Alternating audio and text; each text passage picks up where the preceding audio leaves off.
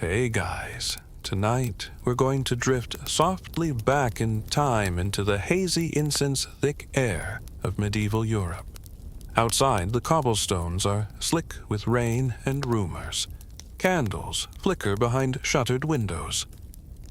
The streets are quieter than they should be for a city this size. Even the rats seem a little more cautious. You pull your cloak tighter, pressing a piece of scented cloth to your nose. It doesn't really help, because tonight, you're not just here to learn about the plague.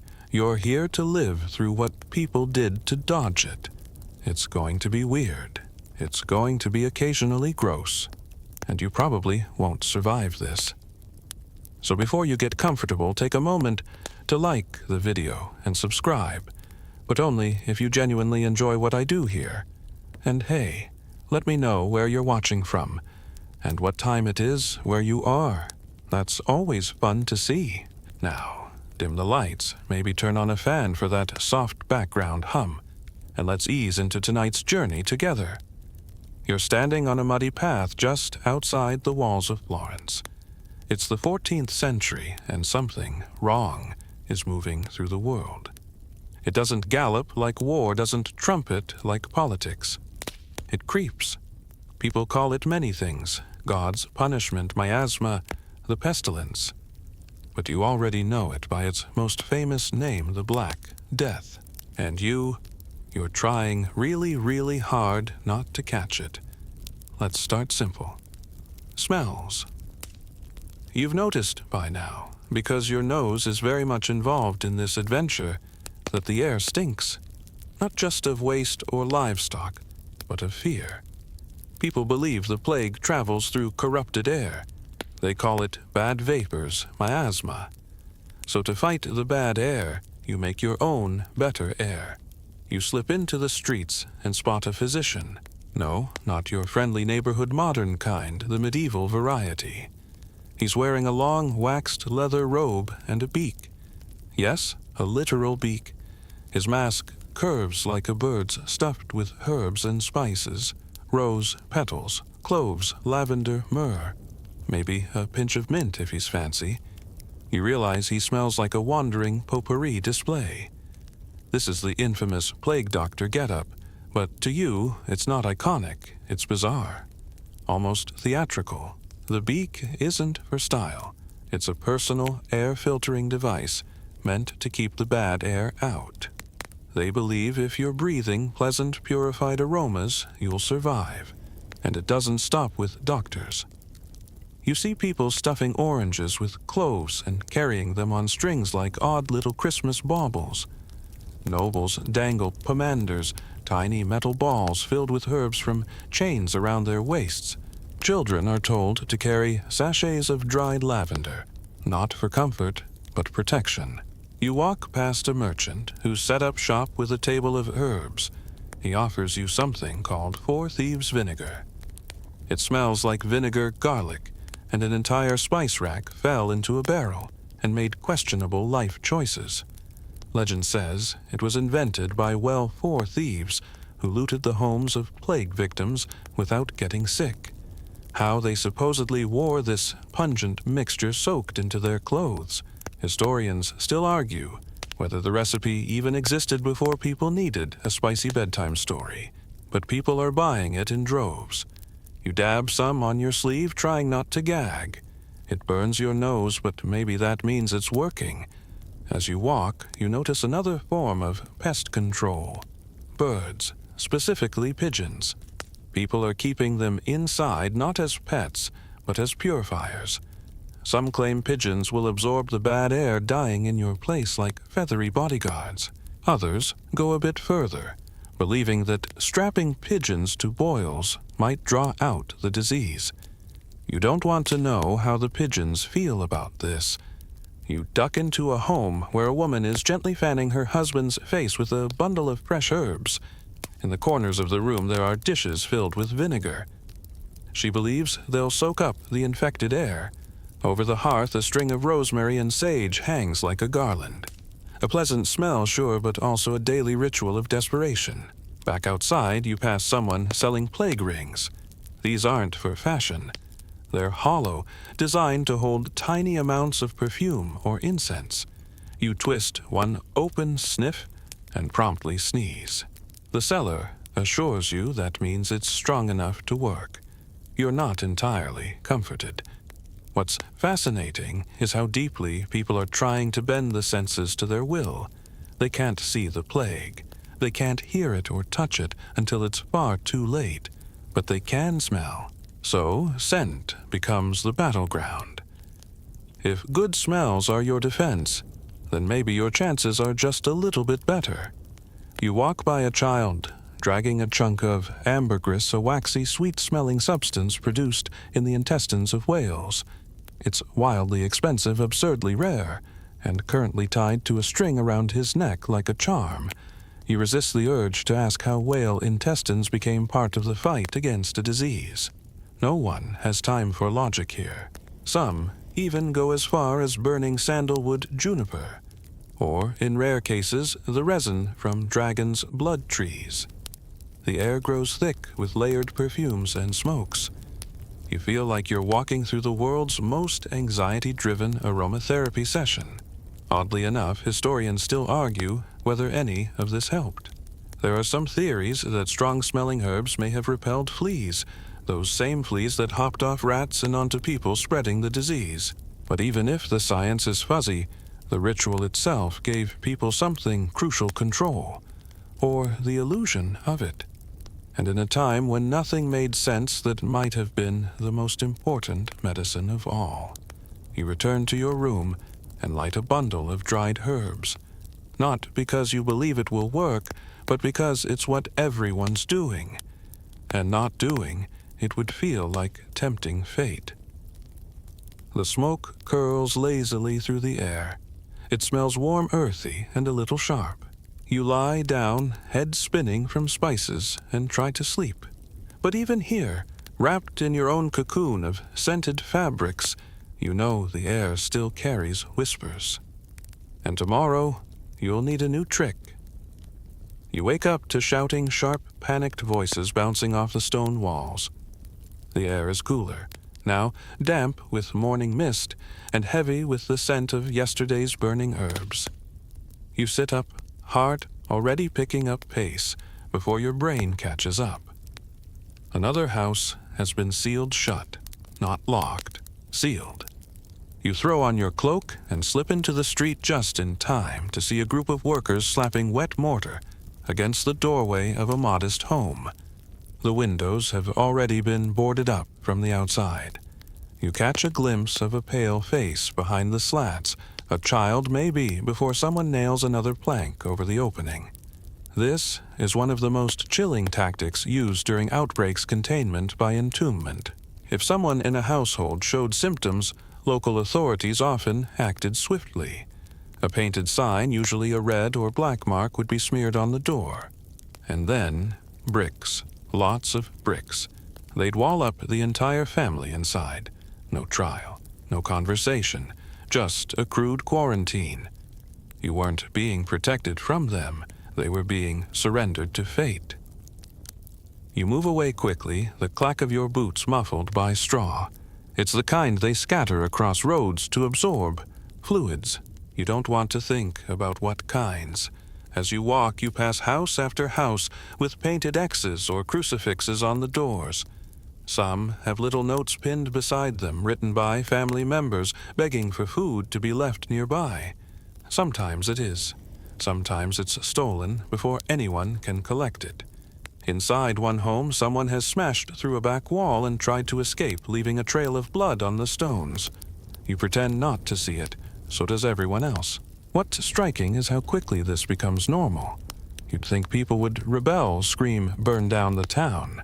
But when the fear is thick enough, when you're convinced the next breath might be your last, logic folds. People comply. They even enforce. And so cities turn on themselves. In Venice, you'd find officials known as plague guards, whose job it was to monitor infected houses and report anyone trying to break quarantine. In London, a bellman was paid to escort carts that collected the dead, and the not quite dead. His bell, echoing through alleyways, warned people to clear the path. But here's the twist. While cities locked some homes tight, others used less permanent methods. You remember the story of the plague village of Eyam in England. When sickness arrived in 1665, the entire village made the excruciating decision to isolate themselves voluntarily. They refused to flee. Instead, they created boundary stones to mark their limits, leaving coins soaked in vinegar to pay for food dropped off by nearby towns. Some of those coins are still stained from centuries of weather and sacrifice. Historians still argue whether this act of self-isolation truly slowed the spread, or if the village was simply doomed either way. But the story stuck. Even now, Eyam is remembered not for surviving, but for choosing honor over escape. You keep walking, stepping over puddles and glancing at rooftops. Some people tried to avoid plague exposure by literally moving up. Wealthier families in multi-story homes relocated to their top floors, convinced that the higher you were, the cleaner the air. The ground level was where disease lived like a fog, a social hierarchy reinforced by architecture. One man you pass is furiously whitewashing his house. Lime was believed to cleanse infection from surfaces. It also made the home look newer, fresher, maybe less likely to be marked. You help him scrub for a moment, just to have something to do with your hands. His wife, pale and coughing, watches from the shadows. Down the road, a group of children is playing a game. It's haunting in its innocence. They leap from stone to stone, shouting out safe or plague, depending on which paving slab they land on. It's almost cheerful. You watch for a long time, quietly unnerved. Kids always find a way to make sense of fear. You pass a church where the doors have been left open to let out the sickness. No one's inside, but you smell incense. There's a basin of holy water near the door, but it's been emptied. Some towns banned it altogether, fearing that dipping fingers into shared water was a death sentence. At the market square, a sign reads, "No gatherings, no embraces, no kissing the dead." You blink. That last one feels oddly specific. Turns out, mourning rituals had to be adjusted. People were told to avoid touching corpses, even loved ones. No final goodbyes, no wakes, just distance and dirt. This is where things get even stranger. In places like Milan, city officials didn't wait for entire households to die. They preemptively walled them in at the first sign of infection. Harsh, yes, but Milan actually suffered fewer deaths than other cities. Coincidence, historians still argue. Meanwhile, in places like Avignon, where records survive from the 14th century, priests were burying hundreds per day. A single friar reportedly conducted last rites for up to 500 people in one day. Exhaustion, despair, and incense smoke likely blurred into one endless ritual. Still, people kept coming. Faith, after all, was one of the few comforts left. You sit on a stone step and watch a man nervously approach his neighbor's home. He carries a loaf of bread wrapped in cloth. He leaves it a few feet from the door, knocks once, and scurries away like a thief. Through a crack in the wood, a child's hand slips out and grabs the food. You think of pigeons again, foragers in their own city. People tried everything to protect their own corners. Some built barriers of salt around their homes. Others buried knives in door frames, believing steel repelled the plague. Still others hammered herbs into windowsills or draped them over chimneys. It's easy to mock this now, but in the moment, every choice felt like a chance to survive. As night returns, you climb to your roof. It's cool up here, quiet. You can see across the city the patterns of candles flickering in the dark. Some burn steady. Others wink out one by one. You lie back, the tiles rough under your spine, and wonder how many people are still breathing on this street. Below you, someone nails shut another door. You don't know their name, but you do know they're not coming out. The next morning creeps in behind a veil of fog, the kind that softens everything: stone walls, tired faces, and even your memory of yesterday's bricked-in silence. You rise slowly, the chill biting at your ankles as you shuffle to the window. The streets below feel like a paused painting. No footsteps, no shouting, just that eerie stillness that only ever means one thing: quarantine has begun. You'd heard the rumors. The city had been teetering on the edge for days, and now it's done. Gates locked, boats turned back, and all travel suspended. You're officially in a waiting room, with no exit, no magazines, and very, very bad lighting. It's not just your city. Across Europe, entire regions begin locking down like this. One of the earliest and most famous examples came from Ragusa, modern-day Dubrovnik, in 1377. Officials there declared that any arriving ships had to wait 30 days before anyone could come ashore. They called it a Trentino. Later, the waiting period was extended to 40 days quaranta, which is where we get the word quarantine. You'd think sitting on a boat for a few weeks would be manageable, but in a world without refrigeration, air conditioning, or even breathable hygiene, it was basically a floating prison. Sailors often ran out of supplies.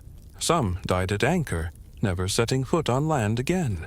Historians still argue whether these maritime quarantines saved lives or merely delayed inevitable outbreaks, but the idea stuck. You walk past the harbor now, watching a merchant vessel bob in place just outside the docks. No one moves aboard. A rope dangles uselessly from the side as if the ship is offering a handshake no one will take. You feel the eyes of the crew on you.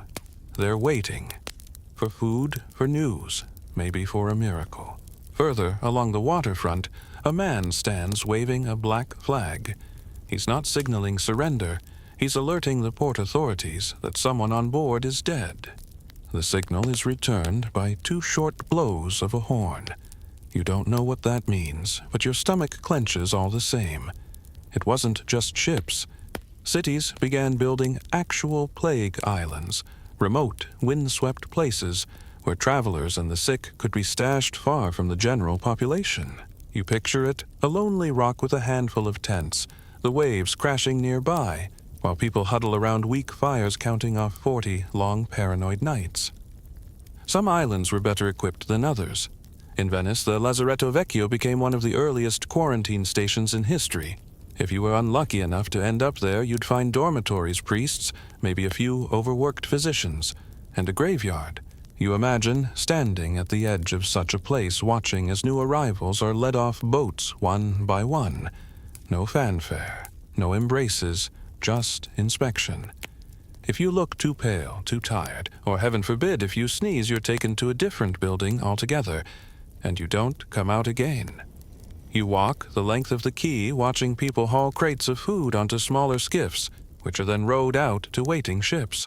The supplies are handed over with long hooks or placed carefully at the end of poles. Nobody touches, ever. It's a dance of distance, both precise and pitiful. Even on land, distance rules everything. The baker now leaves your bread on a stone ledge outside his shop. Coins are dropped into a pot of vinegar before he touches them. You chuckle under your breath. No contact. So much for friendly bartering. You pass a window where a cloth has been tied to the sill, white for clean, black for infected. It flutters in the breeze like a whispered secret. This was a real practice in many towns, meant to signal who needed help or who should be left alone. A kind of passive messaging system, powered by fabric and fear. Inside one house, you see a family praying at their table. The father clutches a small hourglass, watching the sand drip down. They're counting the days of their isolation. Maybe 14, maybe 40. You're not sure anymore. Time doesn't feel linear here. And that's the worst part of quarantine. Not the rules. Not the lack of food or the threat of illness. It's the waiting. The stillness between moments. The way you start to measure time in coughs. Some people try to pass the hours by cleaning obsessively. Others read religious texts, convinced that if they just finish the Psalms before they feel a fever, they'll be spared. A few play music, quiet, hesitant songs that seem to evaporate the moment they leave the string or pipe. One woman sings to herself as she paces her rooftop. You watch her for a long time. Her voice is lovely, but when she stops, she doesn't go inside. She just sits there, still. You wonder how many times she's sung the same song. You move on and find a square where city officials used to gather for meetings. It's empty now, except for a new structure, wooden boxy covered in cloth, a public quarantine tent. Anyone showing symptoms is expected to report there. Volunteers man the entrance wearing thick gloves and makeshift masks. No one wants to be the first to step inside. Children dare each other to touch the tent's side. One does. He laughs. His mother doesn't. Meanwhile, laws change overnight. New decrees are posted on doors. No public gatherings. No funerals. No weddings. The city isn't just sick, it's paused, like a heart holding its breath. In some towns, violators of quarantine were fined. In others, they were hanged. You make a mental note to stay home a little longer. Still, desperation simmers just beneath the surface. You hear whispers of bribed officials, secret passages, forged health certificates. In Venice, they even created a special health magistracy to oversee the whole system. If you wanted to do business travel or even walk freely, you needed a clean bill of health, a fede di sanità. Without it, you were no one. You wonder if anyone really believed the paperwork meant safety, or if it was just another scroll of hope tied with a ribbon of bureaucracy. Even the language changes. People begin to call the untouched the clean, and those who recover are sometimes referred to as miracles. The infected. They vanish from records entirely, as if saying their names might reopen wounds. Night falls again. The streets are silent, except for the occasional clang of a pot or the creak of a shutter. You press your hand to your own window, tracing a line in the fogged glass. You're still here, for now. Across the street, a small boy waves at you. He holds up a drawing, something messy and colorful and strange. It's a bird wearing a long cloak. You both smile, unsure if it's meant to be funny or scary. But it's something. A little flicker of connection across this strange, divided world. And in times like this, that's enough. You wake to the sound of someone hawking loudly into a bucket. Not exactly an alarm clock, but it gets the job done. The sound echoes faintly across the alley, followed by a throatier healer, in a voice that sounds like it's seen too much smoke and not enough sleep. You don't rush outside. You've learned better. But eventually, curiosity gets the better of you. You poke your head out and spot the source, a man standing beside a wooden cart covered in jars, bundles of dried plants, and unexpectedly, a live chicken tied by its feet. The cart is painted in celestial symbols and strange words. The healer, if you can call him that, is wearing 3 different shades of purple and a pointed felt hat.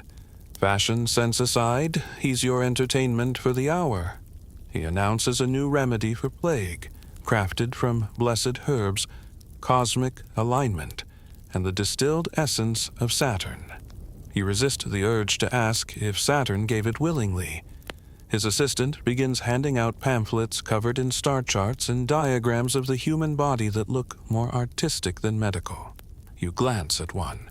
It shows a naked figure, surrounded by zodiac signs, colored lines pointing from organs to planets. Apparently, your spleen is ruled by Scorpio. Noted. This is what passes for science right now. Astrological medicine. Physicians often consulted the positions of the stars before making diagnoses. Mercury in retrograde. Well, that might explain your buboes. Mars rising in a fire sign. Bad news for your lungs. People clung to it because it offered a kind of structure, even if the world was crumbling. At least the heavens had a plan. Historians still argue whether this celestial reliance helped anyone, or just delayed more effective treatments. But back then, it felt vital. Not everyone leaned on the stars, though. Some just squinted into pee. You pass a woman holding up a bottle of urine to the light, inspecting it like a fine wine. Urine diagnosis was considered a cornerstone of medieval medical practice. Color, consistency, even smell were all believed to reveal the state of your inner health, and you thought modern checkups were invasive. Doctors would use urine charts with helpful illustrations, ranging from lemon yellow to dark brown, sometimes with extra notes about foaminess. One respected physician claimed he could diagnose 47 distinct illnesses just by looking at your pee. You're almost impressed. Almost. Of course, these methods were paired with prescriptions that make you clutch your stomach just thinking about them. You step into a small apothecary and browse the shelves. Jars of crushed beetles, powdered mummy. Yes, real mummy. Imported, allegedly, from Egypt. You wrinkle your nose at a blend labeled Plague Tonic, which includes wormwood, vinegar, garlic, and something that might be molasses or possibly congealed regret. Some cures are religiously themed. One popular remedy is powdered cross, literally ground up splinters from a wooden crucifix believed to protect the faithful from illness. The seller promises it was taken from a very holy tree. You don't ask questions. You overhear someone requesting plague water, a concoction distilled from herbs like angelica rue and marigold. It smells like a wet meadow and tastes like a punishment. People drink it in sips, convinced it lines their throats with safety. Some add a drop to their bath. A few just carry it in vials around their necks. Then there are the truly fringe cures. You watch a barber surgeon recommend fried frogs and bat's blood to an old man with swollen glands. It's what the Romans would have done, he claims. You're not entirely convinced the Romans did that, but the old man nods solemnly. Next door, a woman is stirring a stew while muttering a charm. She tosses in a ribbon from her daughter's hair and a pinch of ashes from a church candle. It smells strangely sweet. She tells you it's a warding broth meant to prevent dreams of death. You smile politely and try not to inhale. The line between medicine and magic is thinner than ever. People consult midwives, monks, herbalists, astrologers, and when all else fails, each other. Every household has its own version of a cure, passed down or dreamed up in desperation. And yet even with all these efforts, few seem to work. Maybe that's why people start looking for someone to blame. You walk past a house marked not with a cross, but a crude drawing of a woman with wild hair. A whispered accusation witchcraft. It's easier to point a finger than accept the chaos of disease. In some places, cunning folk are revered for their healing talents. In others, they're dragged into the street, tried by rumor, and punished by fire. You meet a young girl whose grandmother was once a healer. She tells you the old woman used to collect dew at dawn and mix it with rose petals and whispered prayers. For fevers, the girl says. Now the old woman is gone. The girl doesn't say how. Historians still argue whether these fringe remedies did anything more than comfort. But even comfort has value when your world smells like vinegar and dread. Later that day you attend a consultation. It's more like a small theater. A physician sets up in the town square with his charts, his robe, and his long pointer stick. People line up describing their symptoms in hushed voices. The doctor doesn't touch them. He gestures. He draws diagrams in the air. He squints dramatically at the sky. One man asks if his recurring nosebleeds mean he's infected. The doctor consults a star chart, then nods gravely.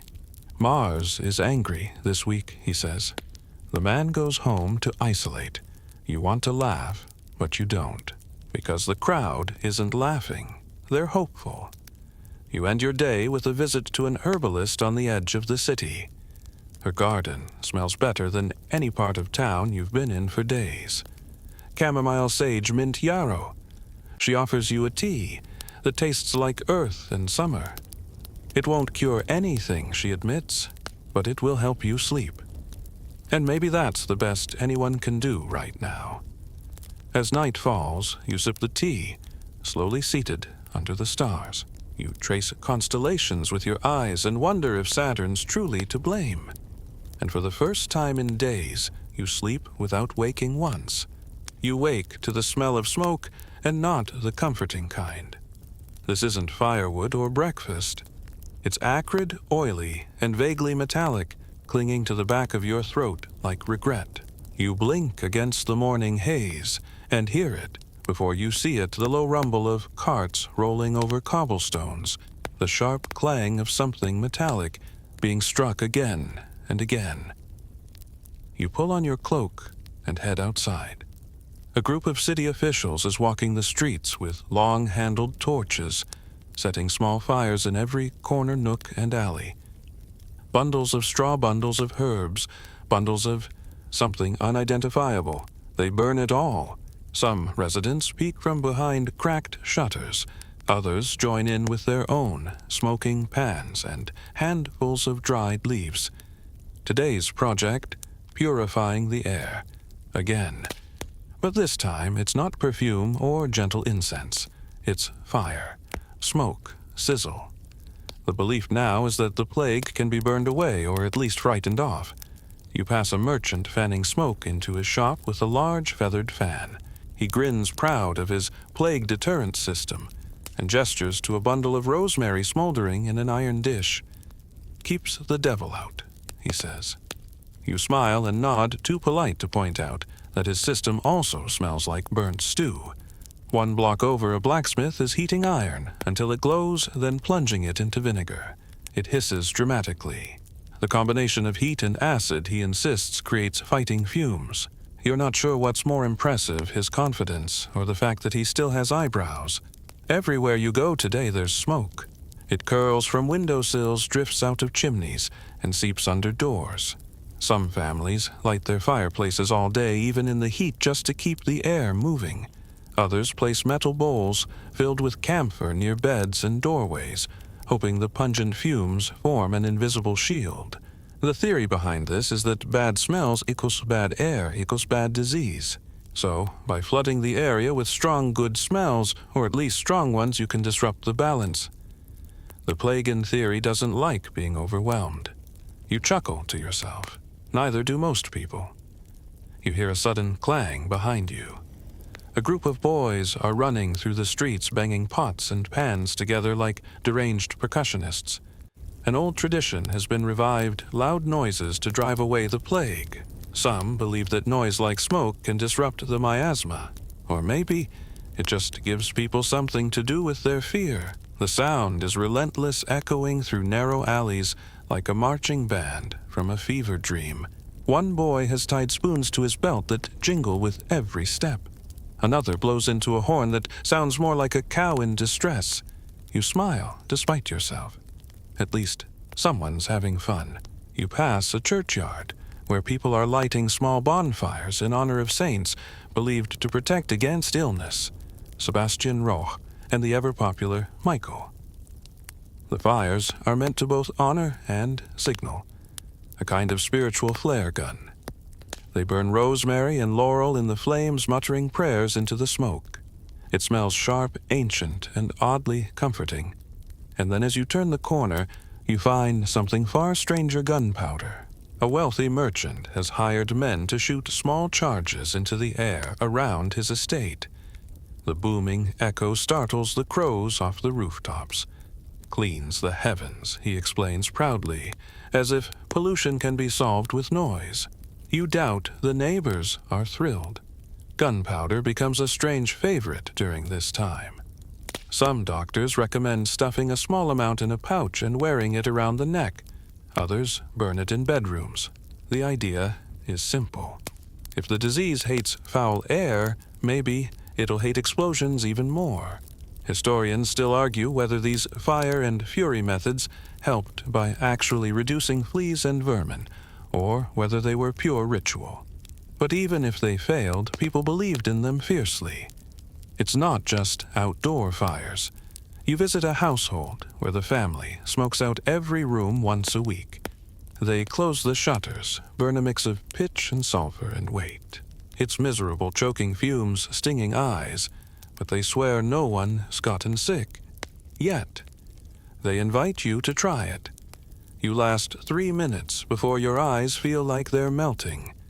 As you gasp fresh air outside, the father pats your back proudly. You'll be stronger for it, he says. Another house uses a different approach: constant heat. They've built braziers in each corner, keeping the rooms hot and dry. They sleep under layers of wool even in summer. Their theory: sweat it out. Their home smells like a smokehouse. You hope they're wrong, because if this is what prevention looks like, you'd rather take your chances in the open air. You stop by the market and find someone selling plague candles. They're thick, dripping with scented wax, and allegedly blessed by monks. Made with resins from Jerusalem, the vendor insists. You raise an eyebrow. The label says probably frankincense. He shrugs. The candles burn with a spicy, exotic scent.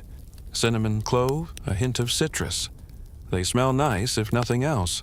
People place them in bedrooms, at thresholds, and under beds. Some even carry smaller ones in clay holders, clutching them like torches in the night. You pass a small shrine where locals are leaving bundles of herbs and charred bits of fabric. A woman is reciting a prayer. You don't recognize her voice, low and rhythmic. Behind her, a man fans the smoke toward a statue of the Virgin, as if trying to smoke bathe the divine. And there's a strange comfort in all of it. The smoke, the noise, the rituals. They give shape to fear. They make invisible things feel handleable. If you can wave a branch of burning sage and believe for a moment that it's helping, well, maybe it is helping. Even if only in your mind. Back at home, you light your own bundle of herbs. You've picked a mix, sage, thyme, and something that might be oregano. You don't know the proportions, but it smells clean, warm, like a garden that remembers the sun. You sit beside the flame, watching it dance. Your cloak still smells faintly of gunpowder from the merchant's estate. You breathe in through your nose slowly and out through your mouth. The air is sharp and smoky, but it doesn't hurt. You close your eyes and imagine a world where plague can be driven out by scent and sound, where disease is afraid of rosemary, where survival is just a matter of enough smoke. It's a strange hope, but right now, it's enough to get you through the night. Today, you're told to find a toad. You think the woman's joking. At first, she's clutching a basket of onions and looks perfectly sane. But her face is deadly serious. Live one, she says.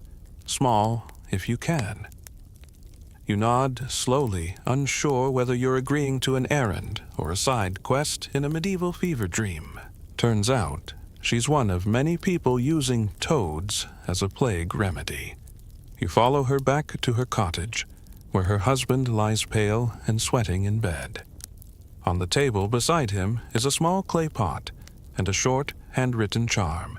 In the middle of it all, a toad, just as requested, sitting eerily still in a bowl of vinegar. She explains that placing the toad on her husband's buboes, those infamous swollen lumps, is supposed to draw out the poison. The toad will sicken, swell, and die, but her husband, she says, might live. You stand there speechless while the toad blinks at you slowly. People really did this. They believed that toads could absorb illness, especially if you tied them to the afflicted area. Some even claimed the toad's belly would blacken, taking on the disease. Whether this was coincidence folklore or just wishful observation, historians still argue, but it was done often enough to leave a mark in the records and probably a few traumatized toads along the way. You gently excuse yourself and head into the village square, where another remedy is being prepared, snake stew. You'd hoped this was one of those fringe stories, but no. Here it is, A man respected in his guild is boiling water and dropping in dried snake segments like pasta. He stirs the pot with care, muttering something that might be a prayer or a recipe. The smell is complicated, earthy, sharp. You don't ask for a taste. Snake-based treatments weren't unusual in plague times.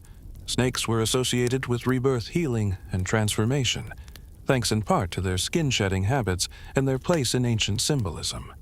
People believed that something as slippery and mysterious as a snake might confuse or neutralize the disease. Nearby, a group of children chant a rhyme about snake broth and bat bread, which you sincerely hope isn't being served in someone's home. It's oddly catchy, though, and you find yourself humming it as you pass a stall selling dried frog parts and powdered lizard tail. You begin to realize something strange. The more desperate people become, the more their cures begin to resemble a mix between kitchen experiments and magical rituals. It's not just superstition. It's an attempt to do something. When there's no control, even the most bizarre actions feel like agency. In one home, you meet a young couple who have hung dead animals around their doorway, ferrets to be specific. Their neighbor swears it worked for his cousin. The smell drives out the sickness, he tells you, holding a cloth to his face. You'd like to disagree, but there's something tragic and deeply human about it. If a bad smell might save your child, wouldn't you try? You walk on, passing a woman, pouring molten lead into water. She stares intently at the resulting shapes, interpreting them as signs, omens. If the lead twists into a particular curl, she says the sickness will leave the house by morning. It's part alchemy, part fortune-telling, and part wishful thinking. But she offers to do it for you free of charge. You decline gently. Later, you visit a healer who keeps jars of preserved spiders. She explains that grinding them into powder and swallowing them with wine can act as a preventative tonic. 8 legs, 8 chances, she says with a wink. You wonder how much wine is required to make that palatable. Everywhere you go, the cures get stranger. Some people bury cut onions around their homes, convinced they'll absorb the plague vapors. Others boil vinegar and breathe in the steam while chanting Latin phrases they only half remember from church. You overhear one man selling white dog fat in tiny vials. He claims it must be taken from a dog who's never barked. How anyone confirms that is beyond you. You try not to judge, you really do. But the logic has started to fray at the edges. Still, the creativity is impressive. A wealthy widow offers you a tour of her plague-proof garden, where every plant is said to repel death. She crushes marigold petals into your hand and tells you to rub them on your temples. The color yellow confuses the spirits, she says, utterly convinced. In her kitchen, a servant is drying slices of apple over a flame and dousing them in clove oil. They're called breath fruits, meant to be sucked on constantly to purify the mouth. You try one. It tastes like burnt cider in dentist's office. But, strangely, it's not the worst thing you've tried today. In a different quarter, a man named Gaspar has invented something he calls plague jam. It's a thick, purplish goo made of sugar, elderberry, crushed beetles, and rosewater.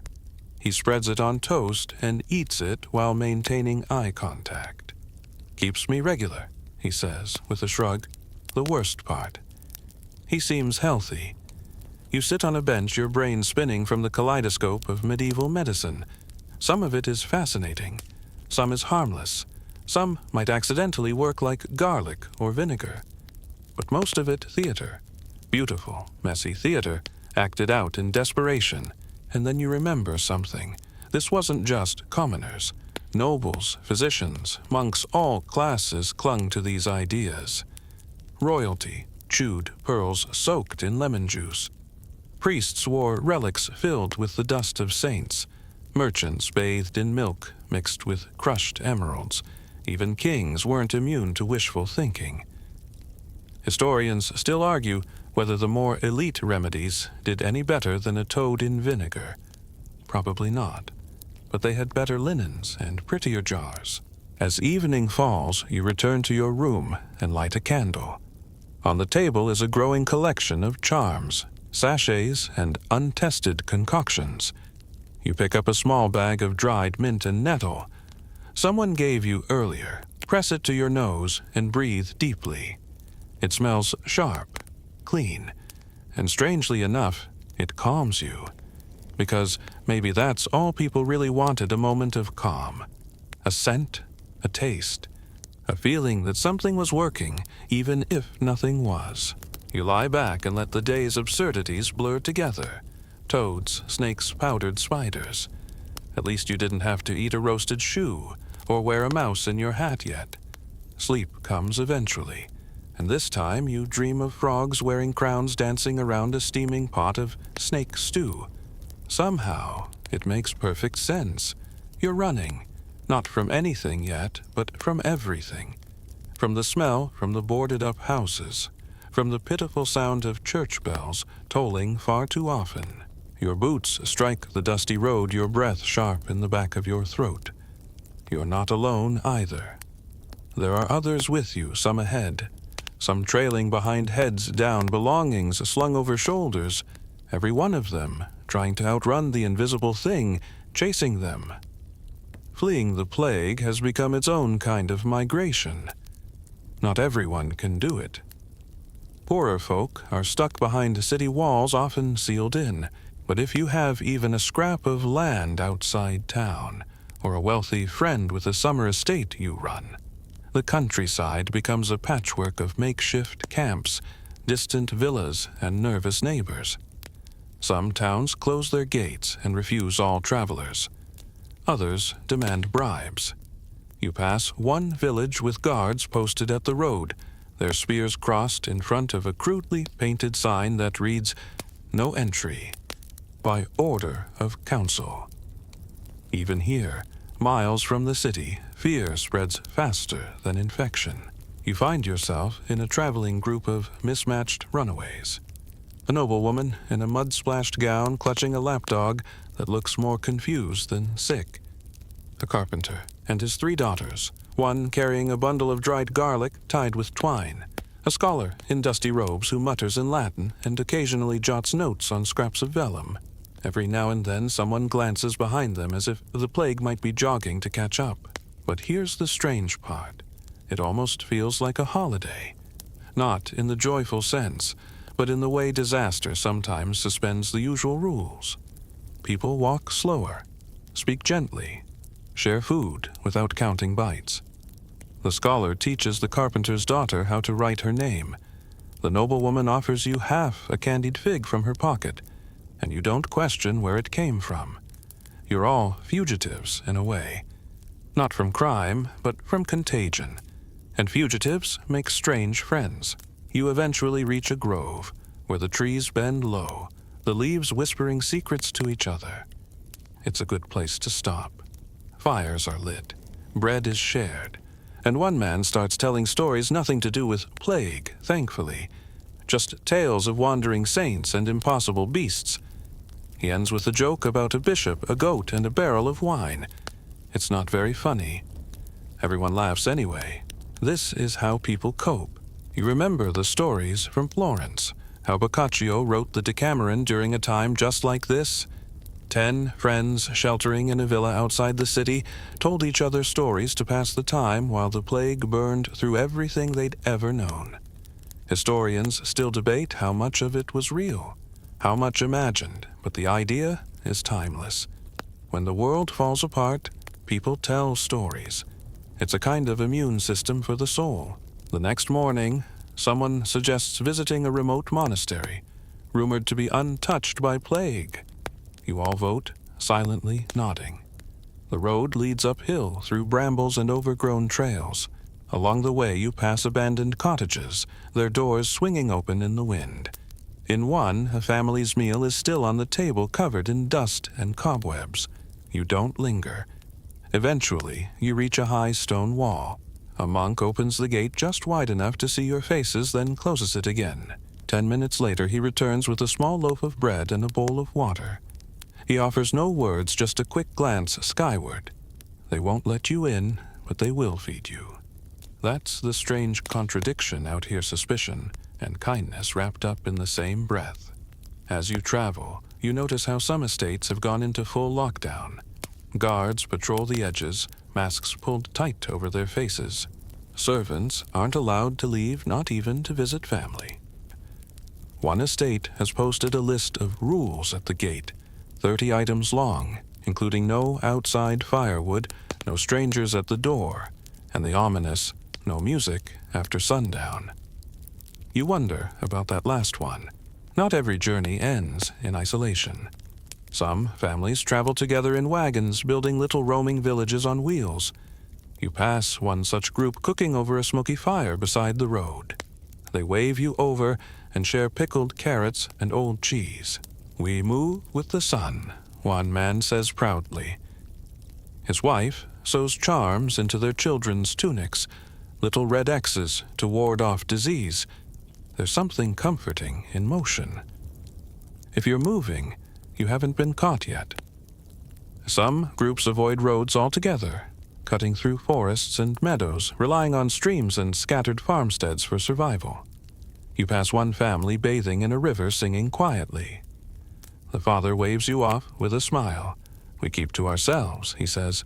"No cities, no towns, just air and water and prayers." It's a compelling philosophy, but the countryside isn't free of fear. Far from it. In one village you find a scarecrow dressed in a plague doctor's robes stuffed with straw and left near the crossroads. A warning, a joke, a tribute, hard to say. In another, a woman demands to see your tongue before she'll let you buy milk. Sick ones can't hide it. She insists, squinting suspiciously. People make rules out of nothing. Some won't speak while eating. Others only walk in odd numbers. One group you meet refuses to let anyone sneeze near a tree. The bark remembers, they explain solemnly. You don't argue. Historians still argue whether these rural migrations helped people survive or merely moved the disease from place to place. What's clear is that fleeing was a luxury not everyone could afford. But for those who could, it offered more than physical safety. It gave them space, breathing room, sky. You pause one evening on a hilltop, the wind brushing your face like silk. Below, the fields stretch out like patchwork blankets, the farms tiny and peaceful. It's hard to believe anything could be wrong in a world this quiet. You sleep under a tree that night, your cloak wrapped tight, the stars blinking above you. You dream of walking forever, never arriving, never stopping, just moving through clean air, past unmarked roads, through forests that don't know what plague is. And for once, it doesn't feel like running. It feels like hope. You wake with your face pressed into damp grass and the sharp scent of dew lingering in your nose. The sun hasn't quite risen, but already you can hear rustling. Someone nearby is pulling on boots, another wrapping cloth around their face. Not a full mask, but something thicker than a scarf. It's soaked in something. Vinegar. Maybe urine. You hope it's vinegar. You sit up and reach for your own makeshift face covering. It's a square of linen you've been carrying for days, now dipped in whatever disinfectant you could scavenge. Everyone seems to have their favorite blend. One woman insists hers must be stored in a wooden bowl overnight. Another adds rose water to cover the sting of stronger ingredients. But the goal is always the same: make the fabric a barrier. Make it unbearable, at least to the plague. And this is what people wear now. Not because it looks good, not because it's comfortable, but because it might help. Some believe the soaked cloth filters the air trap's bad vapors. Others think the pungency repels the spirits of sickness altogether. Historians still argue whether this tactic had any effect at all, beyond giving people the illusion of control. You head toward the nearby village, your face half smothered in damp linen that smells faintly like a sour salad. As you arrive, you're immediately struck by the look of the place. Everyone, from the baker to the priest, is wearing extra layers shirts Overshirts, gloves made from repurposed sacks, even hats lined with herbs. It's as if the whole town has turned into walking laundry piles. But this, too, has purpose. People believed clothing could trap the plague. Fleas and particles clung to fabric, so if you dressed carefully and then washed, smoked, or even boiled your clothes daily, you might survive. Some boiled them in water, others in vinegar. A few, the especially superstitious, added ash or urine. Yes, urine. You find yourself watching a woman carefully wring out a blouse over a bucket of yellow-tinted fluid. She catches your eye and shrugs, half amused. "My cousin's," she explains. "He's healthy." You decide not to ask follow-up questions. Urine was thought to have cleansing properties, especially when aged or fermented. People used it to wash hands, scrub floors, and yes, disinfect clothes. In some places, launderers kept special barrels just for urine soaking. The smell, they said, meant it was working. The rest of us might call it optimistic. One man proudly displays a tunic that's been soaked in a mix of wine, vinegar, and ashes. The result is a stiff, gray garment that could probably stand up on its own.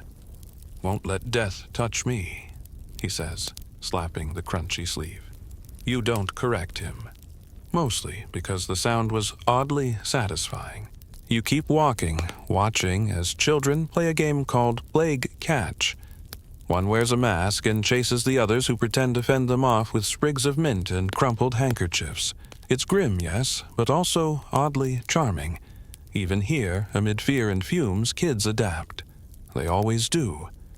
In a corner of the square, a tailor displays his new collection of plague-resistant wear. Every piece is designed with function over form, extra long sleeves to cover the wrists, high collars, thick woolen layers, even in the heat. He's also started sewing small interior pockets for carrying bundles of herbs. Built-in defenses, he boasts. You try on a cloak lined with dried lavender. It smells much better than your vinegar rag, but it itches like madness. You give it back politely. You're beginning to understand how fashion, of all things, has bent to fear. The wealthy commission new outfits made of waxed fabric, believing that a smooth surface won't retain disease. They avoid fur too warm, too inviting for vermin. Cotton and linen are in. Silks, if you can afford them, and always, always scented. You visit a noblewoman who takes this to an entirely different level. She shows you her plague wardrobe, rows of gloves, veils, hats, slippers, all stored with sachets of sage and rosemary. Her maids perfume everything daily, sometimes twice. She offers you a lemon clove pomander, the size of a fist, its skin pocked from all the tiny holes punched in it to release the oils. You take it grateful. Your fingers smell like pie filling for the rest of the day. Further down the road, you meet a shepherd who's wrapped his entire body in oiled cloth fastened with bits of bone and string. He smells like turpentine and regret. Better than worms, he says simply, though you're not sure what that's meant to prevent. In one town, you see guards checking visitors' clothes before they're allowed through the gates. They beat cloaks with sticks and hang them over fires, a crude but determined attempt at fumigation. Some towns even require a change of clothes at the border. Leave your outer garments behind, step through in borrowed robes, hope for the best. You try it once. The robe they give you is scratchy and smells like smoke and something medicinal, probably thyme. You walk through a row of burning herbs and emerge on the other side coughing, but technically safer. Not all clothing-based solutions are practical. Some people wear charms sewn directly into their garments, tiny bags filled with salt garlic or powdered gold.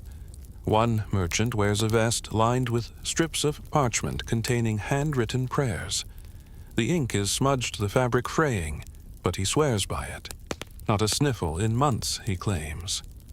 Others go more mystical. One man has covered his jacket in symbols, circles, crosses, crescent moons, all painted in chalk. Protection spells, he says, tapping his chest. You ask if they're from the Bible or somewhere else, but of both he replies with a wink. Historians still argue whether any of these clothing rituals offered real protection or just created new superstitions. But when everyone around you is either terrified or trying not to look terrified, you wear what you have and you believe in it. By nightfall, your own clothes feel heavier than usual. Maybe it's the layers. Maybe it's the mental weight of knowing how much cloth stands between you and something unseeable. You hang your cloak near the fire, turning it occasionally, watching the steam rise from the damp corners. You wash your face with a vinegar cloth, light a bundle of mint and sage, and tuck your new clove pomander beside your bedroll.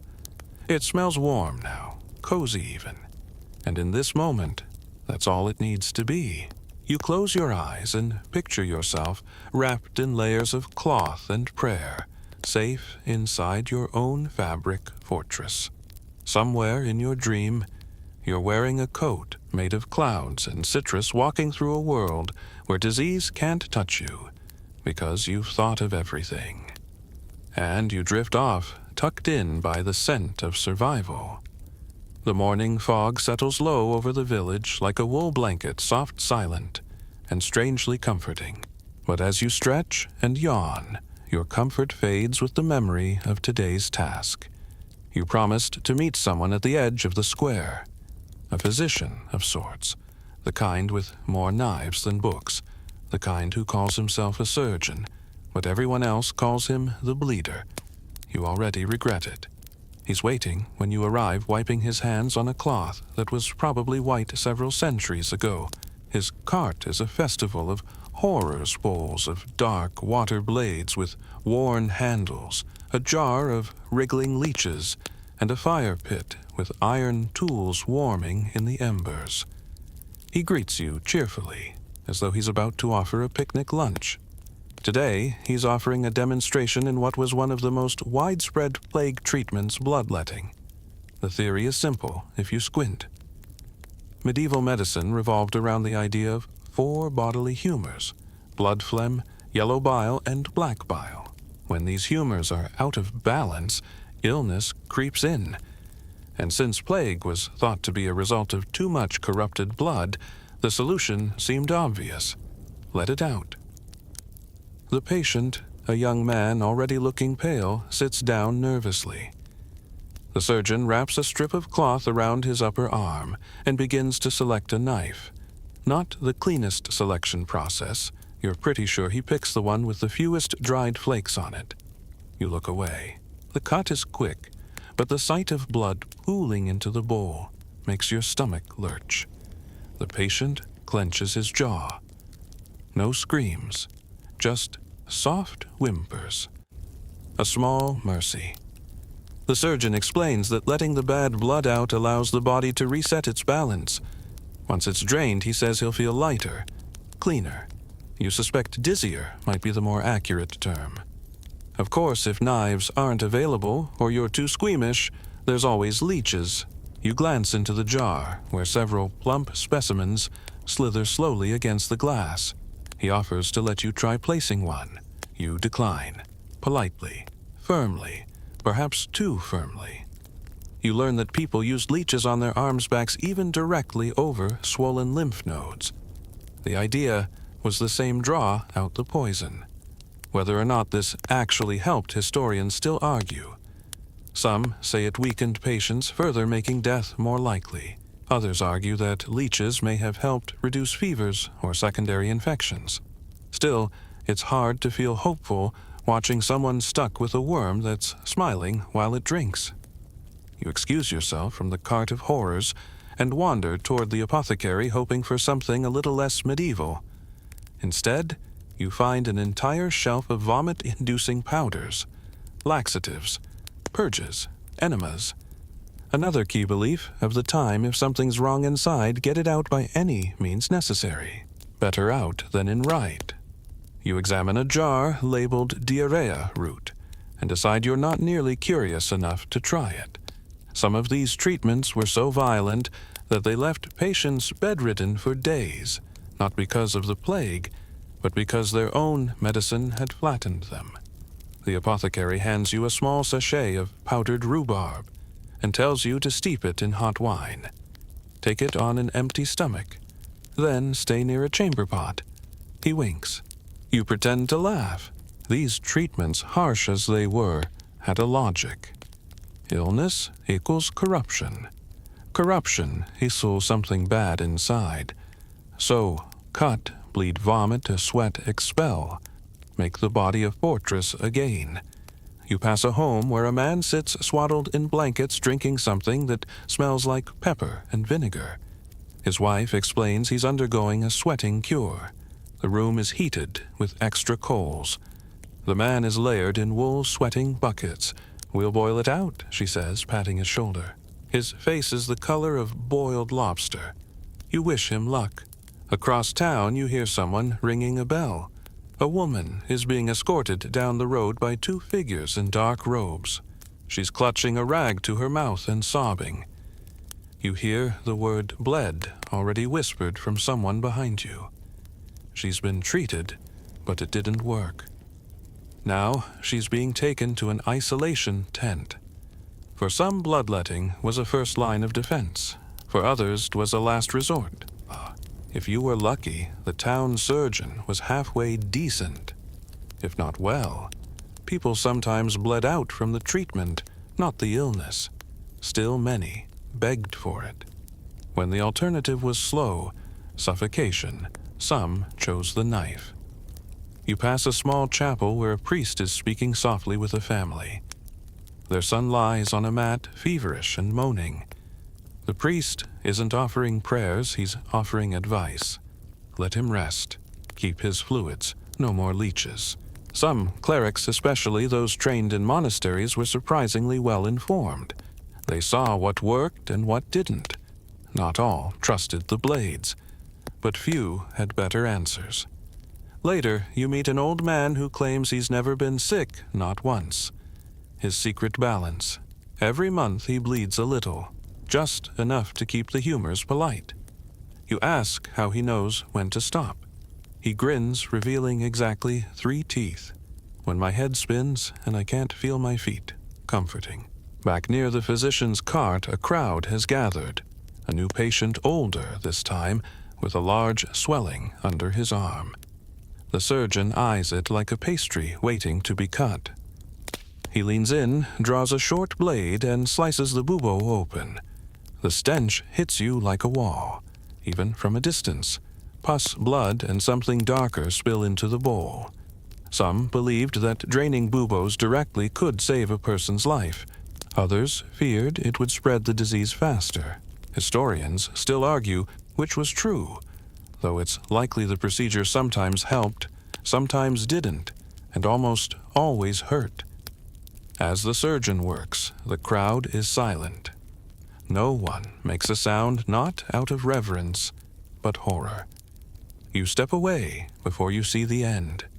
That night you sit by the fire, rubbing your wrists where your own blood vessels beat just under the surface.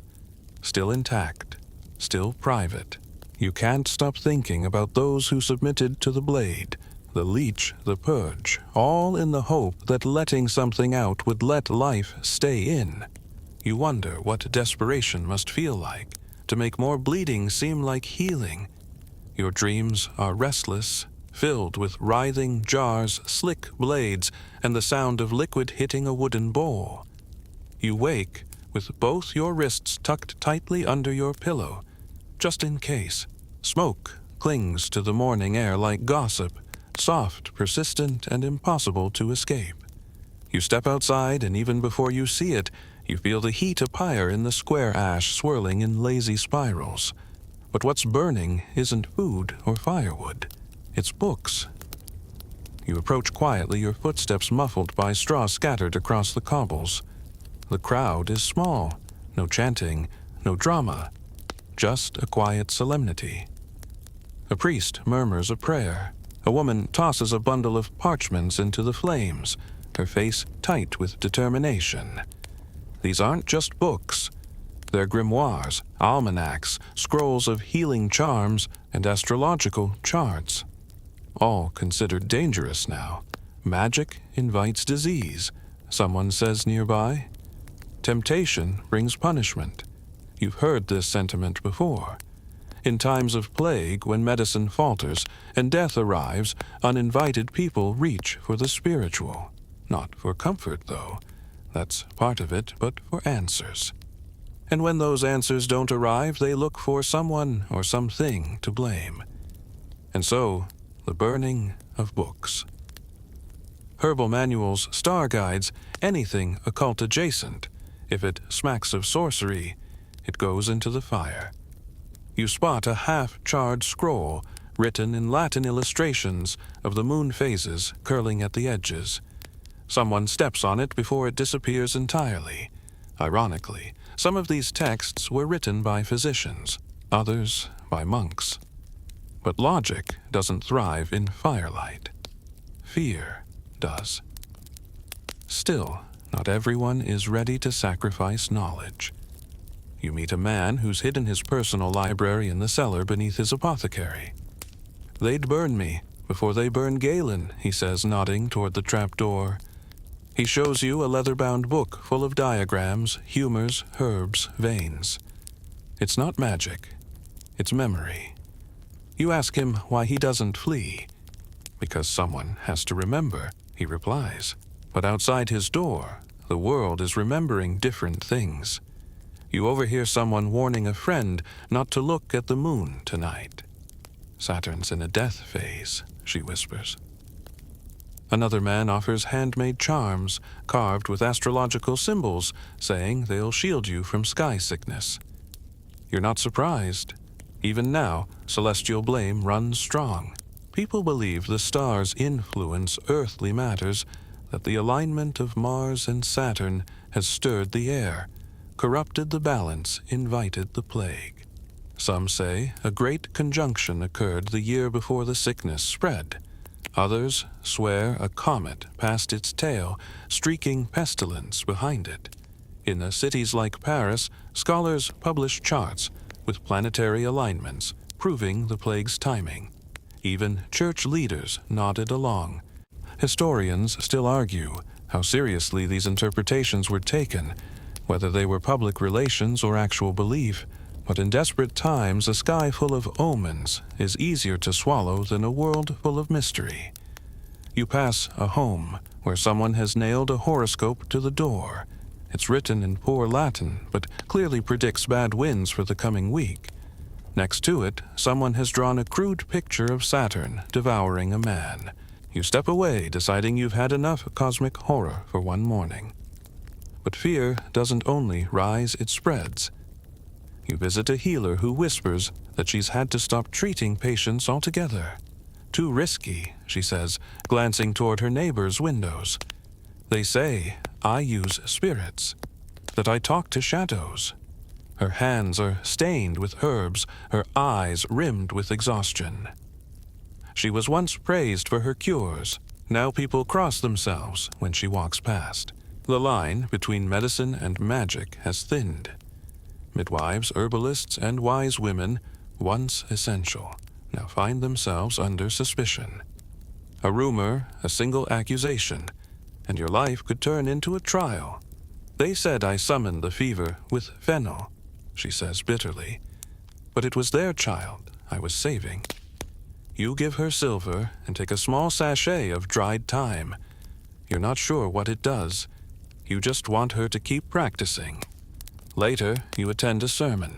The church is full. Fear is a faithful recruiter. The priest doesn't speak of healing or heaven. Instead, he rails against pride, alchemy, and forbidden knowledge. It is not the disease that punishes us, he declares. It is our arrogance. He urges people to purge their homes of sinful texts, to abandon false sciences, to fast, repent, and pray. You look around and see 100 heads nodding. Outside the chapel, a man sells holy medals. He dips them in holy water before handing them over, murmuring a short blessing. "Safe from the stars," he says with a tired smile, "but not all stars are unwelcome." You pass a widow, placing a small telescope on her roof each night. She doesn't fear the sky, she finds comfort in its patterns. If Saturn can return to the same place every year, she tells you, then maybe I can too. She sketches the moon in charcoal and pastes the drawings on her walls. Her cottage smells like lavender and ink. You hope she keeps drawing. On the road back to the village, someone asks you if you've seen the moon lately. Too red, he mutters. Bad omen. You look up. It seems normal to you, but you're not sure anymore. The plague has reshaped everything, how people see their bodies, their neighbors, even the heavens. What used to be harmless curiosity is now treated as dangerous flirtation with fate. A misplaced herb, a mismatched star sign, a misunderstood book, and you could find yourself accused of calling down death itself. You end your day by candlelight, flipping through a scrap of parchment someone gave you earlier. It's a fragment of an old calendar with notes on lunar phases and a few herbal pairings scribbled in the margins. Nothing sinister, but something about it feels forbidden now. You tuck it into your pack, not because you believe in it, but because someone once thought it might help. And sometimes, in times like these, that's enough reason to keep something close. You blow out the candle and glance out the window. The stars shimmer indifferent. Saturn hangs low, watching. You close your eyes, let it watch. You wake to the sound of chanting, low rhythmic and just out of sync enough to be unsettling, the kind of sound that makes your skin prickle not because it's loud, but because it seems to carry something beneath it. You rise and move toward the noise. The road is empty, but the sound grows louder. You follow it through winding lanes until you see them. A procession. Dozens of people barefoot wrapped in rough cloth, moving in a slow, deliberate rhythm. Their backs are bloodied. Some carry small whips knotted at the end. Others have their faces covered. A few carry crosses or banners. All are singing, or maybe praying, or both. These are the Flagellants, groups of self-punishing pilgrims who believe that by suffering openly and fervently, they can cleanse the world of plague. You watch in silence as they pass. The whip cracks, the voices rise, and you feel the strange energy of it, a mix of devotion, desperation, and something darker. They believe the plague is divine punishment, that it is not germs or stars or foul air, but sin. And if the sin is shared by all, then the suffering must be public. They stop in the square and form a circle. The leader, a tall man with streaks of dried blood on his chest, recites scripture between strikes. The others chant in Latin, their voices hoarse. You don't understand every word, but you understand the meaning. Pain equals penance. Flagellant groups appeared across Europe during the worst plague years. In some towns they were welcomed as holy visitors. In others they were banned or even excommunicated. Their processions were intense, dramatic, and deeply theatrical. Historians still argue whether their rituals provided emotional relief or worsened the panic. Likely both. They believed they were protecting their communities. Some towns reported fewer deaths after a visit. Others reported more. One theory suggests that as they moved from town to town, they may have unknowingly carried the plague with them. Not that they'd believe that. You step back from the gathering. Blood dots the cobblestones. A young boy in the group turns his eyes towards you, distant, glassy, like he's already elsewhere. You can't decide whether it's devotion or trauma. But the Flagellants aren't the only ones walking for salvation. You hear stories of pilgrims making barefoot treks across the countryside seeking holy relics said to protect against plague. A finger bone of a saint, a sliver of the true cross, a piece of veil from the Virgin Mary's robe. The more obscure the relic, the better. One man tells you he traveled 5 days to see a shrine containing the tooth of Saint Apollonia. My sister touched it and didn't die, he says, with pride conveniently omitting what happened the following week. You find a chapel where people queue quietly to kiss a relic enclosed in glass. a bishop's staff, allegedly, but no one touches it directly now. They kneel before it, cross themselves, and place coins in the offering box. One woman presses her forehead to the wall beside it, eyes closed, lips moving. The power of relics isn't about evidence. It's about belief. And belief during plague is medicine in its own right. Some of the items seem implausible, like the wooden plank from Noah's Ark you see in a traveling cart. The seller swears it protects against flooding and disease. All evil travels in water, he explains, except the good that floats. You choose not to test his theology. Along the road, you meet a woman who's walked 70 miles to see the bones of St. Roch, patron of plague sufferers. She wears a pendant of his image, showing him with a wounded leg and a loyal dog. He survived, she says simply. So can I. St. Roch becomes something of a spiritual celebrity during plague years. His images pop up everywhere, painted on walls, carved into altars worn around necks. Some people name their babies after him, others their goats. You even hear of someone baking bread in the shape of his staff. In cities, priests organize public processions around his feast day. People walk with candles, chant prayers, and carry statues of the saint through empty streets. Bells toll slowly. Incense burns. Dogs, believed to be holy because of Roche's legend, are sometimes allowed to walk beside the clergy. You see one today, an old hound wearing a ribbon around its neck and a garland of thyme. You catch yourself smiling, but it's not all solemnity. Some people turn pilgrimage into performance. A traveling preacher sets up in the square and begins shouting into the wind. The Lord tests us with fire, he bellows. We must answer with flesh. He invites people to confess on the spot. A few do. One woman throws her shoes into the fire as an offering. Another man takes off his belt and hands it to the preacher. You leave before he asks for your cloak. Later, you meet a woman who claims to have walked all the way from Avignon to escape the plague. Her feet are wrapped in cloth, her hands blistered. She carries a bone-handled walking stick and a book of psalms. The walking keeps me well, she says. Every step is a prayer. She offers to walk with you a while. You accept. She tells you about other pilgrims, those who journey to mountaintop chapels, sleep in fields, and bathe in cold streams blessed by St. Francis. One family built a tiny shrine on their cart and held prayers at every village. Another sewed scripture into their sleeves. Historians still argue whether these pilgrimages helped or harmed. Spiritually, they may have brought comfort, but practically the movement of people often brought disease to fresh areas. Still, for the faithful, staying still felt more dangerous than the road. As night falls, the woman thanks you and continues on. You watch her silhouette fade down the road steady and small. You return to your lodging and light a small candle. On the wall hangs a wooden carving. St. Sebastian pierced with arrows, but still serene. Someone's left a sprig of rosemary beneath it. You sit, watching the flame dance. You think of bleeding backs, kissed relics, blistered feet, and the strange hope carried in every chant, every mile.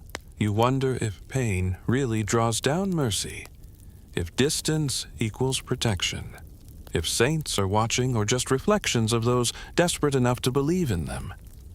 You close your eyes and picture a barefoot procession under the stars, voices rising into the night as if anyone might answer back. You wake to find the town gates locked. Not figuratively, not closed for the day, properly, solidly barred. Iron bolts, wooden beams, guards on duty. You hear murmurs before you even get to the square. People pressing against each other like cattle near a fence. Some argue, some cry.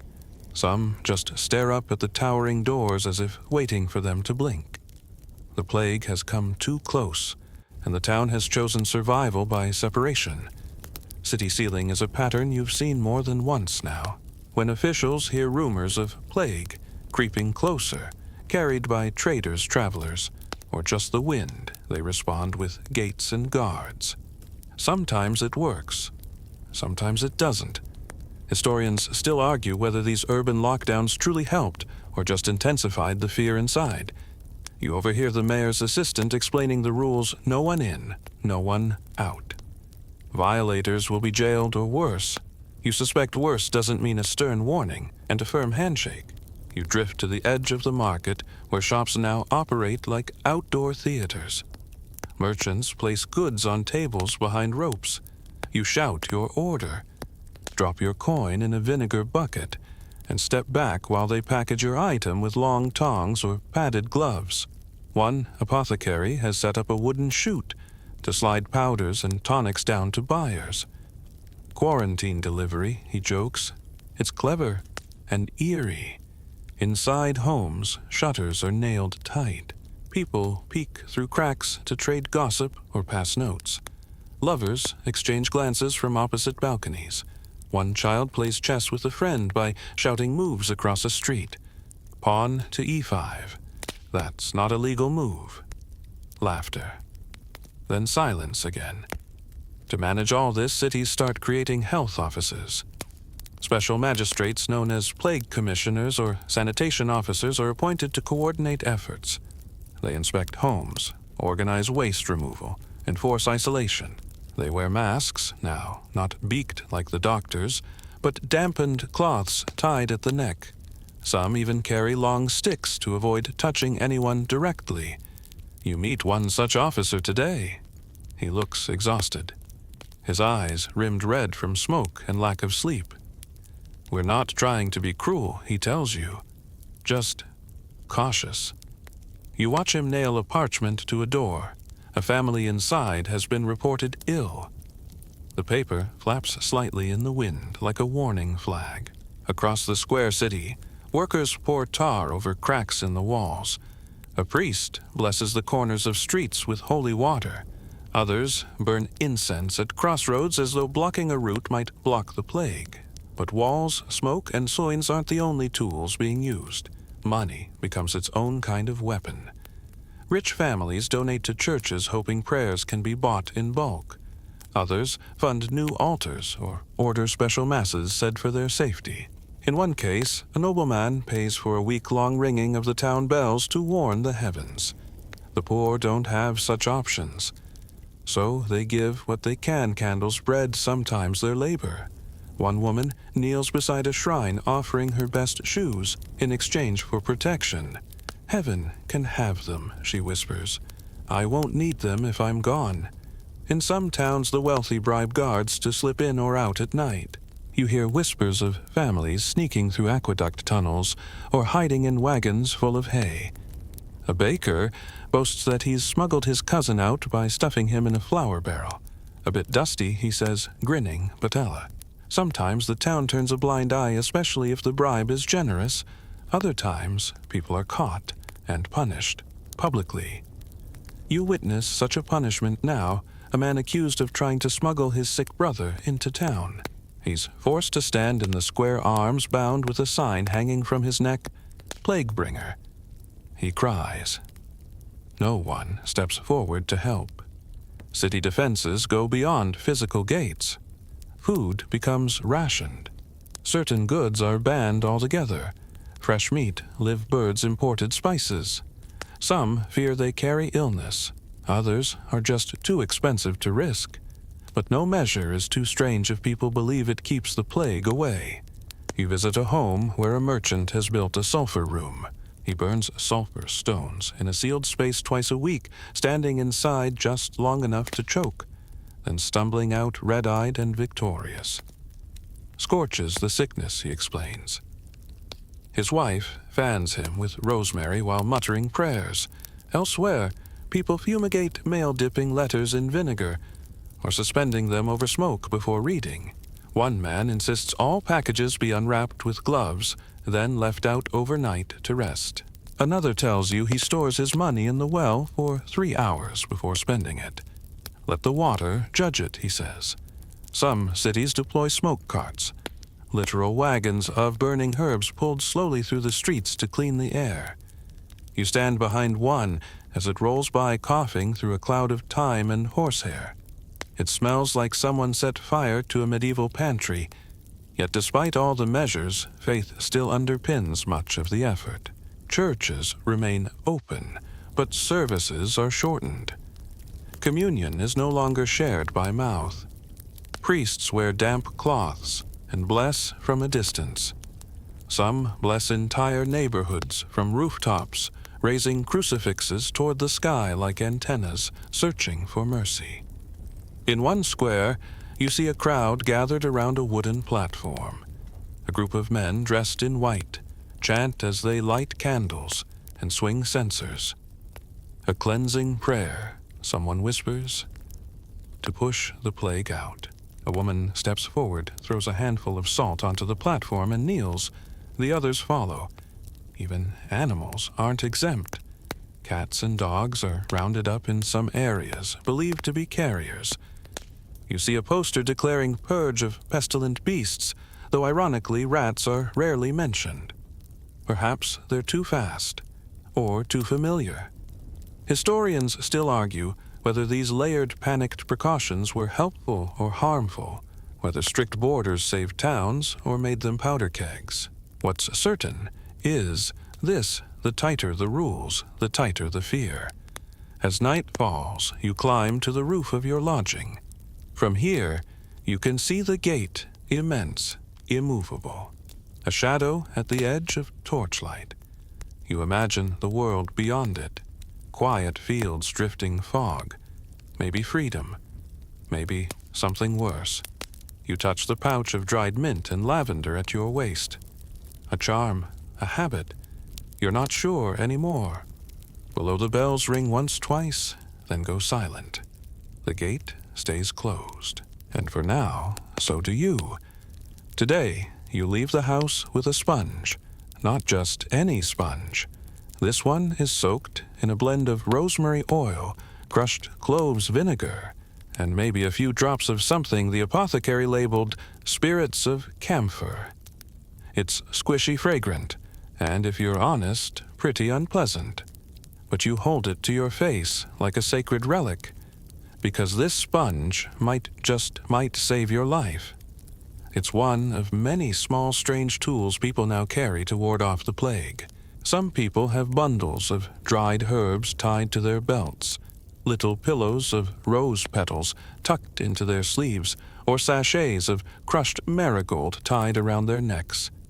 You've even seen a man walking with a cooked orange, clutched in both hands, breathing in the scent like it's a lifeline. He called it his apple of healing. It was definitely an orange. You stop by the market and watch a merchant slice open a pomegranate, scoop out the fruit, and fill the hollowed shell with a pungent mix of cinnamon, clove, and sage. He sells it as a stuffed fruit amulet tied shut with ribbon and designed to hang just under your nose. He insists it keeps away bad air, bad luck, and bad neighbors. He hands you one. You sniff. It smells like mulled wine and panic. These little objects, the scented fruits, the camphor balls, the vinegar-soaked cloths, are known as plague amulets or noses. They're meant to guard your breath, the most vulnerable part of you. Since miasma theory insists disease rides in on foul smells, then good smells must push it back. It's not entirely incorrect. Some of these aromatic ingredients do repel insects, including fleas, but no one knows that yet. Historians still argue whether the real benefit of these objects was physical or purely psychological. After all, if the scent gives you courage to walk the streets again, who's to say it isn't working? You pass a group of children with sprigs of rosemary tucked into their collars.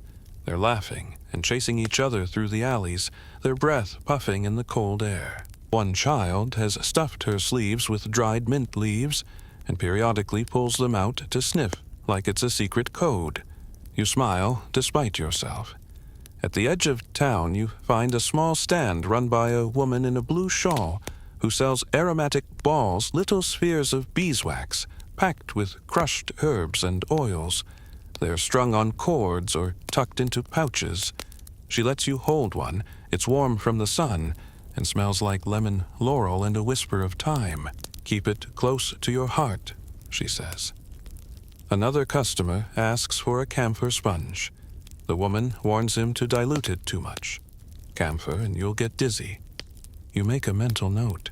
1 fainting episode per week is plenty. People wear these items with care. Some thread them into their clothing. Others keep them on wrist ties. You meet a tailor who's begun sewing scented linings into cloaks and collars. His newest design features a detachable nose veil filled with juniper berries. High fashion, he claims. Deadly scent. You don't ask if he means that literally. Back in the square, a small boy hawks herb bundles, tied to sticks, essentially mobile bouquets. You buy one. It's mostly rosemary and lavender with something peppery and sharp, tucked in the center. He calls it a nose wand. You walk with it like a royal scepter, holding it just below your chin. You pass a woman sitting outside her home, slicing lemons and arranging them on a cloth to dry. She offers you a sliver. You chew it thoughtfully. It's tart enough to make your eyes water, but it clears your sinuses like a thunderclap. I suck one every hour, she says. Keeps the rot out. In the distance, church bells toll. Another funeral. You can barely remember the sound of silence now. Every corner of the town seems to be humming, if not with music, then with movement whispers, prayers, or smells. You follow the trail to a healer's home, where the door is open, and the scent of vinegar and garlic curls out like smoke. Inside, she's bottling her version of 4 Thieves' vinegar, the infamous blend rumored to protect a band of thieves from infection as they robbed the dead. Whether the story is true or not, people believe in the vinegar. She lets you dip your sponge in a fresh batch. It burns your eyes, but not your resolve. On her shelf are other strange infusions: rose petal oil, fennel wine, crushed marjoram mixed with honey. She explains how each one works, or is supposed to. Some are rubbed on the chest, others carried in a locket, and a few are burned like incense. Better to smell like a forest floor than a grave, she says, half joking. You leave with a small cloth bag stuffed with wormwood and rue, tied shut with green thread. You're told to wear it near your ribs, close to the lungs. It may not stop the plague, she says, but it reminds you to breathe with purpose. Later, you find a quiet bench near the well. The air is heavy with overlapping smells: burned rosemary from a nearby house vinegar from the healer's porch, and a hint of baking bread somewhere deeper in town. You take out your sponge and press it gently to your nose.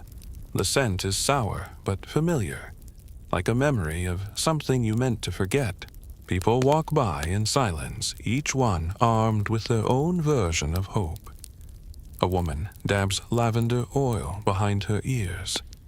A man tucks a sprig of basil into his boot. A teenager wears a crown of dried daisies as if pretending plague doesn't recognize flowers. You realize these scents, this strange homemade armor, have become a kind of ritual. Not just a defense, but a rhythm. A way to say, I am still here. I still choose to survive. Historians may never know how much these measures truly helped. But what they do know is this: wherever the plague spread, people answered with scent, with touch, with a stubborn insistence on meaning. You walk home in the golden hour light, the shadows stretching long like fingers reaching for comfort. Your sponge is dry now, but you don't mind. The scent lingers in your clothes, in your hair, in your memory. You lie down, wrapping the herb bundle in your hands, and breathe slowly through your nose. Rosemary, vinegar, lemon, clove, and somehow, peace. You wake to the sound of digging. It's steady, rhythmic, and unmistakably final. You pull back the shutter and look out toward the fields. There, just beyond the edge of town, a row of figures shovels earth under a gray sky. The line moves slowly like a somber dance. No one speaks. There's nothing left to say. They're digging a plague pit, not individual graves, not family plots, just one long trench, wide and deep. You've seen them before. You never really get used to it. When the plague reaches its peak, there are simply too many dead. Graveyards fill within days. The gravediggers die. The priests burn out. The bell stops tolling because no one's left to pull the rope. So instead, they dig holes and they fill them. Mass graves weren't just practical, they were necessary. In cities like London, Florence, and Lubeck, these pits became grim landscapes of horror and haste. Some were blessed by clergy, some weren't. Some had names recorded, most didn't. They were covered over quickly sometimes, with lime to mask the smell and marked with simple stones or makeshift crosses. You walk past the field slowly. A man coughs near the edge of the pit and wipes his forehead with the back of his hand, smearing dirt across his face. He looks up at you and nods once. Then he keeps digging. Further down the road, you spot a line of carts approaching, covered in tarps, but everyone knows what they carry, the dead. Collected from homes, alleyways, back rooms, even church steps. Some carts are silent. Others have someone walking beside them, murmuring prayers. You think you recognize one of the drivers. He was a carpenter once. The carts creak past the crowd. No one dares step closer. You don't cover your nose today. Somehow it feels wrong. The air is still, heavy, respectful. Later that morning, in the center of town, you hear music. At first you think you're imagining it. But no, it's real. A small group of people is dancing. Dancing, yes. Their arms stretch wide, their feet pound the stones in time with an invisible beat. You expect laughter or celebration, but there's none of that here. The dancing is frantic eyes, wild movements sharp. It's as if they're trying to sweat out something they can't name. This is the dancing plague, a phenomenon that baffled people in several parts of Europe during plague years, most famously in Strasbourg in 1518, where dozens, some say hundreds of people began to dance uncontrollably, for hours, for days. Some danced until their feet bled. Some danced until they died. Was it disease? Was it stress? Poisoned bread? Historians still argue. Some believe it was mass hysteria. Others point to ergot, fungus that grows on rye and can cause hallucinations. Others think it was simply grief with no place to go. You watch them now. One woman dances with tears streaming down her cheeks. A man beside her stumbles, rights himself, and keeps moving. Someone plays a drum in the background softly. You don't know what they're trying to dance away, but you understand the impulse.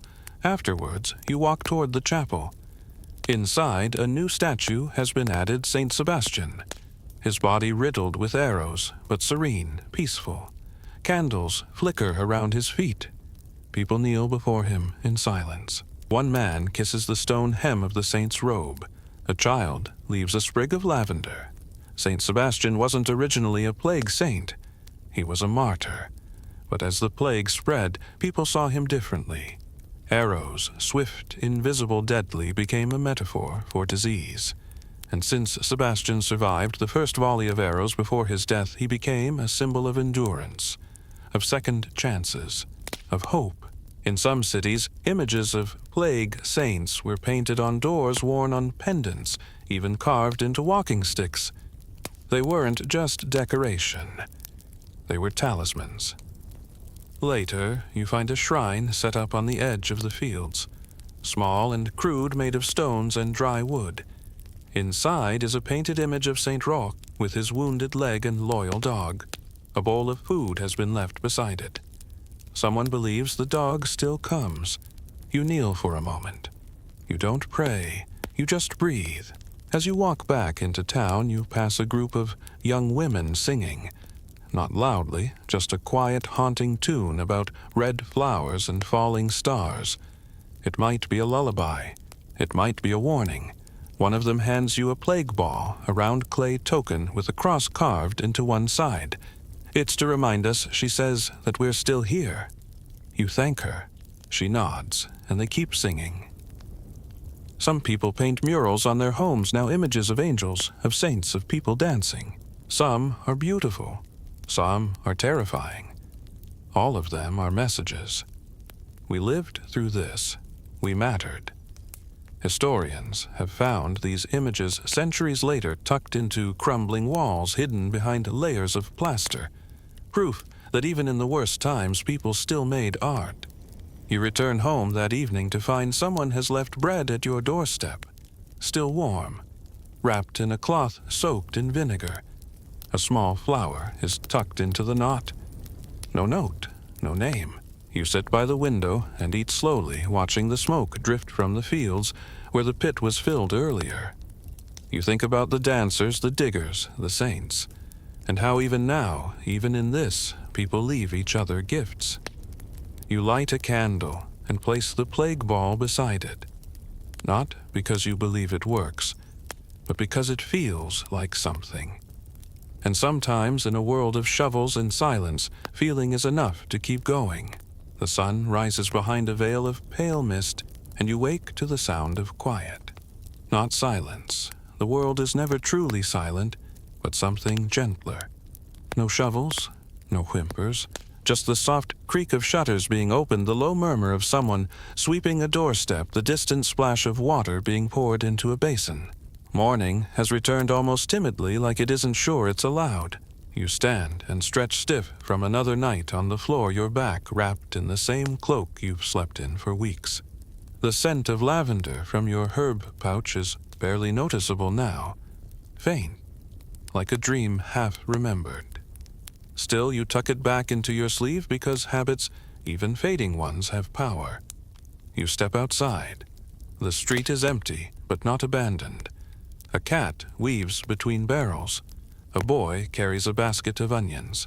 Two women whisper over a wall, their voices cautious but not panicked. The air feels different, lighter somehow. Not safe, but less dangerous. Rumors drift through town like smoke, a healer's new tonic, a new bishop in the cathedral, fewer deaths this week. Maybe it's turning, maybe the worst is over. But even if the wave is fading, the fatigue remains. It hangs over everything, on people's shoulders, in their eyes, even in their laughter. You hear someone joking about kissing a rat for luck, and no one even blinks, just a tired smile.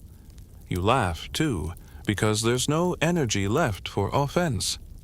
This is what you've started to see everywhere, burnout. Not the loud, panicked kind. The quiet sort. The slow unraveling of attention care belief. People still wash their hands with vinegar, still wear the cloth masks, still wave sage smoke through doorways. But it's going through the motions now, not belief, muscle memory. You visit the apothecary. He's open, but his shelves are bare in places. Supplies haven't come. He shrugs. No one wants to ride in these days. He pours you the last of his rosemary tincture and tosses the empty bottle aside with a hollow clink. Next door, the baker hands you a loaf and forgets to take your coin. "Oh, right," he says, blinking. "Don't worry. Tomorrow." You nod. He won't remember tomorrow either. Everyone's head is stuffed with wool. Even the churches are quieter. People still come, but the sermons are shorter. The candles burn low. The incense is stale. The priest forgets half his homily, and no one corrects him. A woman nearby coughs and no one flinches. They're too tired. In the square, someone plays a lute softly. A child tosses pebbles in a puddle. A cat naps in a sunbeam. The city is holding its breath, but it's not scared. It's just exhausted. You pass a man sitting on a barrel staring at nothing. You ask if he's all right. "I'm just done," he says, with all of it. "I wash, I pray, I sniff all the right things. I haven't danced in the street or kissed any corpses." He lets out a dry laugh. "And still my brother's gone. My dog's gone. My sense of smell is going." You sit beside him. The barrel creaks. Neither of you says anything else for a long time. This is what the end looks like, not a celebration, but a slow settling of dust. No parades, no victory bells, just fewer carts, fewer coffins, fewer prayers screamed into pillows. Still, there are signs of life. In a corner of the market, someone has started selling miracle water, bottled from a spring outside the city, supposedly blessed by 3 saints and a singing hermit. People buy it, not because they believe it works, but because they need to believe something does. You buy a bottle too. It tastes like chalk and optimism. You don't mind. Later that afternoon, you visit a woman who makes hope jars, little glass vials filled with herbs, feathers, bits of colored thread. She says they're not for healing, they're for remembering. You ask what they're supposed to do. Keep the edges of things from fraying, she says. You take one. It rattles faintly in your palm like a charm against silence. Back home, you sit by your window and watch the light stretch across rooftops. A man hangs laundry. A girl balances on a low wall, arms outstretched like wings. You hear someone sneeze, and for the first time in months, no one screams. The fear hasn't vanished, but it's quieter now, thinner. The plague may still be here, lurking in corners, but so is everything else. You open the miracle water and pour the rest into a small dish. You add rosemary, crushed sage, a coin. Then, slowly, carefully, you place your sponge into it. Not because it's the right thing to do, but because it feels like a ritual worth completing. Even now, even at the edge of the worst, people still do strange things to keep the plague at bay. Some light candles. Some drink vinegar. Some dance in the streets until their bodies forget how to stop. Some make saints out of men and stories out of survival. Some carry herbs in their boots and hope in their breath. And some, like you, just keep walking. Not because you think you'll never get sick, but because the only way out is through. You lie down, cloak around your shoulders, and close your eyes. The herb sachet rests under your hand. The miracle water dries in the dish. The air smells faintly of lemon and ash. And somehow, you're still here, still breathing, still human.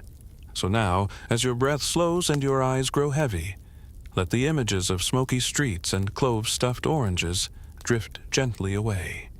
Let the torch-lit processions fade into shadow. Let the sound of distant bells melt into silence. You've walked through strange times tonight, through streets lined with chalk crosses and doorways hung with sage. You've knelt at the feet of forgotten saints, ducked under quarantine ropes and breathed through vinegar-soaked linen like it was armor. You've danced with the desperate, prayed with the weary, and waited with the still living.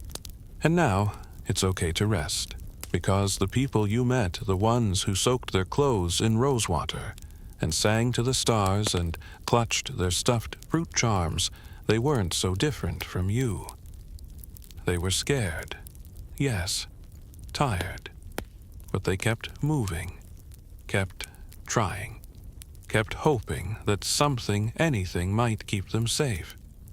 And isn't that what we all do in our own ways? So breathe a little deeper.